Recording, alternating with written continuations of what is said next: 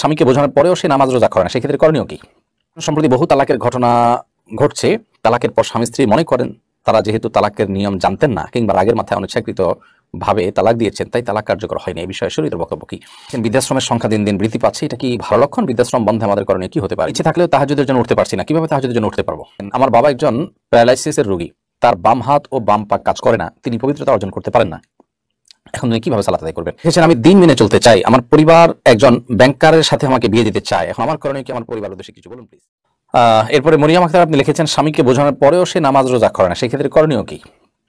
দেখুন, আমি একটা কথা প্রায় বলার চেষ্টা করি, বেশিরভাগ স্বামী স্ত্রীদের মধ্যে সম্পর্কটা এরকম থাকে যে স্বামী স্ত্রী পরস্পরের কাছ থেকে আর্গুমেন্ট করে, ভালোবাসা দিয়ে, স্নেহ মমতা দিয়ে অনেক কিছুই কিন্তু আদায় করতে পারে। একান্ত অমানুষ, একান্ত দুশ্চরিত্র বা কুলাঙ্গার না হলে বেশিরভাগ ক্ষেত্রে এটা সম্ভব হয়। অতএব সেই অস্ত্রটি ব্যবহার করার চেষ্টা করতে হবে এবং সর্বোচ্চ চেষ্টা থাকবে তাকে ভালোবাসা দিয়ে বা যেভাবে দুর্বল করা যায় সেভাবে দুর্বল করে আল্লাহর দিকে ফিরে আনা। সেই সাথে গোটা ফ্যামিলিটাকে দিনদার ফ্যামিলিগুলোর সাথে উঠা বসা করাতে হবে। এটা হলো সবচেয়ে ইফেক্টিভ কাজ। এর মাধ্যমে আপনার পরিবারের সদস্যদের মধ্যে দিনদারিতা সবচেয়ে বেশি আসবে ইনশাআল্লাহ। সেই সাথে আল্লাহর কাছে দোয়াও চলতে থাকবে। এরপরেও যদি তার কপালে হেদায়েত না থাকে, সে সঠিক পথে না আসে, আল্লাহর কাছে অন্তত আপনার কোনো দায় থাকবে না। নুসরাত জাহান আপনি লিখেছেন সম্প্রতি বহু তালাকের ঘটনা ঘটছে। তালাকের পর স্বামী স্ত্রী মনে করেন তারা যেহেতু তালাকের নিয়ম জানতেন না কিংবা রাগের মাথায় অনিচ্ছাকৃত ভাবে তালাক দিয়েছেন, তাই তালাক কার্যকর হয়নি। এই বিষয়ে শরীয়তের বক্তব্য কি?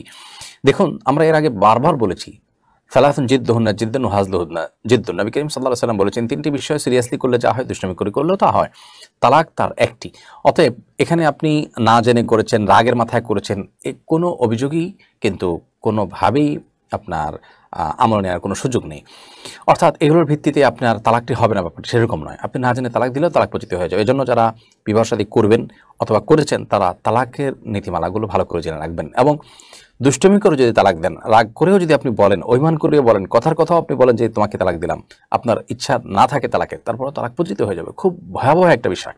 এই জন্য আল্লাহর হস্তে দাম্পত্য জীবন আর কিছু যাই হোক, আর যা হোক না হোক, অন্তত তালাকের বিষয়টা মনে চাইলে আমি বলে দিলাম বা মনে চাইলে আমি তালাক দিয়ে দিলাম, এরকম যেন প্রবণতা আমাদের মধ্যে না থাকে। শত শত পরিবারের চোখের পানি আমরা দেখেছি। অনেক বোনরা আমাদের কাছে SMS পাঠান, ভয়েস মেসেজ পাঠান, কান্নাকাটি করেন, অনেকে সরাসরি উপস্থিত হন এবং তাদের কান্নাকাটি দেখে আমাদের মায়া এবং করুণা করা ছাড়া আসলে কিছুই করার থাকে না, কারণ তারা তাদের ধ্বংস করে ফেলেছেন। অনেক ভাইয়েরা আছেন, তারা নিজেদের স্ত্রীকে এরকম বারবার তালাক দিয়ে এরপরে কান্নাকাটি করেন। তাদের কান্নাকাটি এর কারণ আমাদের করুণা করা ছাড়া আর কোনো কিছুই করার থাকে না। কারণ তালাক এমন একটা বিষয় যেটা ছুরি মারার মতো। আপনি ছুরি মেরে দিয়েছেন, এরপর আপনি জিহ্বা কামড় দিলেন, আপনি সরি বললেন, যাকে মেরে দিয়েছেন সে খুন ঠিকই হয়ে যাবে। আপনি যতই সরি বলেন, সে আর জীবিত হবে না। ঠিক তালাকের মাধ্যমে বিবাহ বিচ্ছেদ এভাবে হয়ে যায়। অনেক স্বামী আছেন জীবনে বারবার তালাকের কথা বলেছেন। এটা ছেলে খেলা নয়। আপনি রাগের মাথায় এভাবে মনে চাইলেও তালাক দিয়ে দিবেন, তা হতে পারে না। বরং এটা নিয়ে সুচিন্তিতভাবে আপনার সিদ্ধান্ত নিতে হবে, পরামর্শ করতে হবে। যদি মনে হয় যে না, তালাক আমাকে দিতেই হবে, তাহলে সুন্নাহ সম্মতে এমনভাবে তালাক দিবেন, একটা তালাক দিবেন, ব্যাস। এক তালাক দেওয়ার মাধ্যমে সম্পর্ক বিচ্ছিন্ন হয়ে যাবে। কিন্তু আবার 10 বছর পরেও যদি আপনারা একত্রিত হতে চান, সে সুযোগ থাকবে। কিন্তু কদিন পর পরে আপনি এক তালাক দিয়ে যদি দেন, এভাবে 3 বার যদি দিয়ে থাকেন, তো শেষ, আর আপনার এক হওয়ার কিন্তু সুযোগ থাকবে না।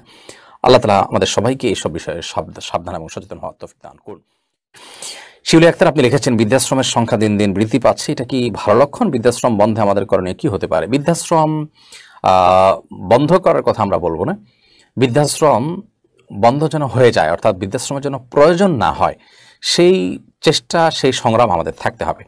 আমি বন্ধ করার ব্যাপার নিষেধ করেছি এই জন্য যে যদি বৃদ্ধদের বাসা বাড়িতে থাকার সুযোগ না থাকে, তাদের কোথাও না কোথাও থাকার ব্যবস্থা তো করতে হবে।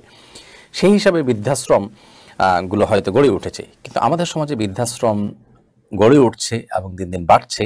এর মানে হলো আমাদের মধ্যে নীতিনৈতিকতা, মোরালিটি আস্তে আস্তে কমে যাচ্ছে এবং আমাদের মধ্যে আমাদের সন্তানদের বাবা মার প্রতি যে দায়িত্ববোধ, সেটা আস্তে আস্তে কমে যাচ্ছে।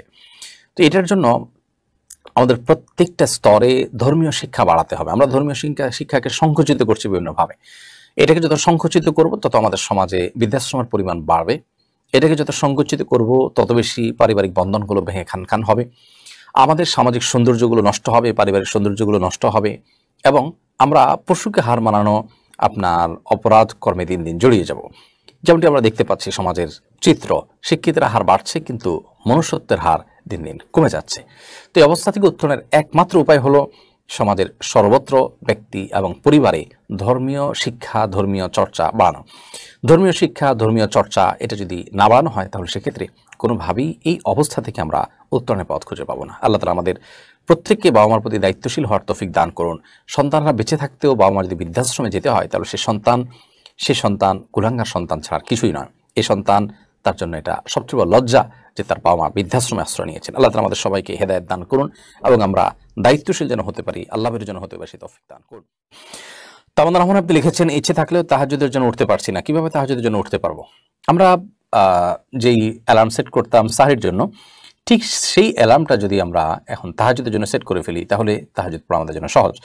তাহাজ্জুদ পড়া সহজ হওয়ার জন্য আমাদেরকে একটি কাজ করতে হবে, তাহলে রাতে এশার পর খুব দ্রুততার সাথে শুয়ে পড়তে হবে এবং রাতের খাবারটা এশার আগে খেয়ে ফেলতে পারলে সেটা ভালো, এবং এটাই সুন্নাহ। আমরা যদি খুব দ্রুততার সাথে রাতের খাবার খেয়ে ফেলি তাহলে সেক্ষেত্রে রাতে তাড়াতাড়ি শুতে পারবো, আর রাতে তাড়াতাড়ি শুলে ইনশাআল্লাহ ভোর রাতে আমাদের জন্য ওঠা সহজ হবে, ঘুম পরিপূর্ণ হয়ে যাবে। এই জন্য রাতে তাড়াতাড়ি শোয়ার জন্য আমরা চেষ্টা করবো ইনশাআল্লাহ। বারবার অ্যালার্ম দেবো, প্রয়োজনে যে সমস্ত লোক তাহাজ্জুদ পড়ে তাদেরকে মোবাইল নম্বর দিয়ে তাদেরকে দিয়ে ফোন করাবো, তাদের সহযোগিতা নিব, বিভিন্নভাবে আমরা চেষ্টা করবো ইনশাআল্লাহ তাআলা। আর একেবারে নাইমা হচ্ছে কামা ভালো, সেই হিসাবে আপনি এশার পরে 2 রাকাত করে 4 রাকাত সালাত বা 2 রাকাত 4 রাকাত 6 রাকাত 8 রাকাত যতটুকু পারেন তাহাজ্জুদের নিয়তে পড়ে আপনি তারপর বিতির পড়ে তারপর শুয়ে পড়বেন ইনশাআল্লাহ বিদিল্লাহ। যদি ভোর রাতে উঠতে নাও পারেন তাহলে এটা তাহাজ্জুদ হিসেবে গণ্য হবে।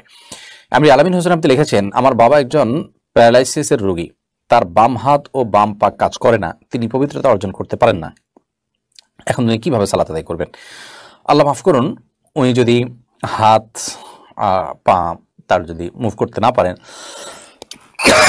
এখন সম্ভবত তিনি শয্যাশায়ী, আল্লাহ তাআলার প্রতি রহম করুন। যদি শয্যাশায়ী হয়ে থাকেন তাহলে সেক্ষেত্রে তিনি বিছানায় পা কেবলার দিকে তাকে ফিরিয়ে দিয়ে এক হাত হলে এক হাত দিয়ে মুভ করে তিনি দুঃখিত তার মাথা এবং উপর অংশ যদি তিনি নাড়াতে পারেন তাহলে দাঁড়ানো নিয়ত করে, সেন্স যেহেতু আছে, তিনি সূরা ফাতিহা ইত্যাদি পড়বেন, উপর নিয়ত করে মাথায় একটু ঝুঁকাবেন, সেজদা নিয়ত আরেকটু ঝুঁকাবেন, এভাবে ইশারা করে তিনি নামাজ পড়বেন। পায়লা আক্তার আপনি রেখেছেন, আমি দিন মেনে চলতে চাই, আমার পরিবার একজন ব্যাংকারের সাথে আমাকে বিয়ে দিতে চায়, এখন আমার করণীয় কি? আমার পরিবারের উদ্দেশ্যে কিছু বলুন প্লিজ। বোন লায়লা আক্তার, বিয়ের ক্ষেত্রে ছেলে মেয়ের উভয়ের সম্মতিটা মূল বিষয়। আপনি যদি কোনো পাত্রকে পছন্দ না করেন, ইসলামের শরীয়তের দৃষ্টিকোণ থেকে আপনার বাবা মা বা আপনার পরিবার বাধ্য করলেও আপনি তাদের সে চাপাচাপির কারণে আপনি তাদের কথা মানতে বাধ্য নন।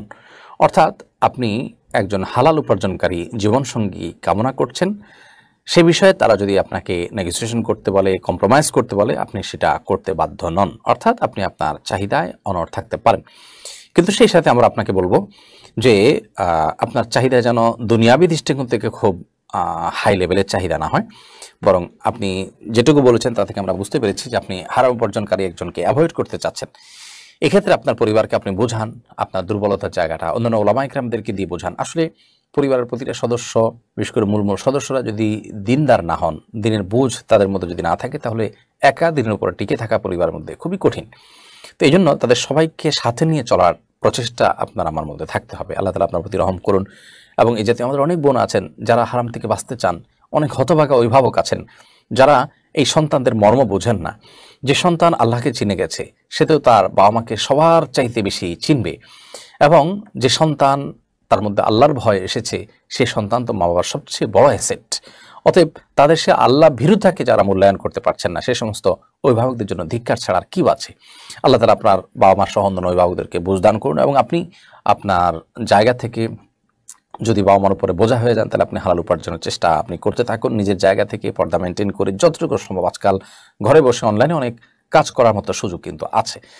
আপনার স্কিল, আপনি বিভিন্ন স্কিল কে বৃদ্ধি করুন, আপনার দক্ষতা বৃদ্ধি করুন, অর্জন করুন, এবং এর মাধ্যমে আপনি কোনো না কোনো কাজের সাথে ইনভলভ হয়ে যেতে পারেন, যাতে করে তাদের উপর ডিপেন্ডেন্ট পুরোপুরি না হতে হয়।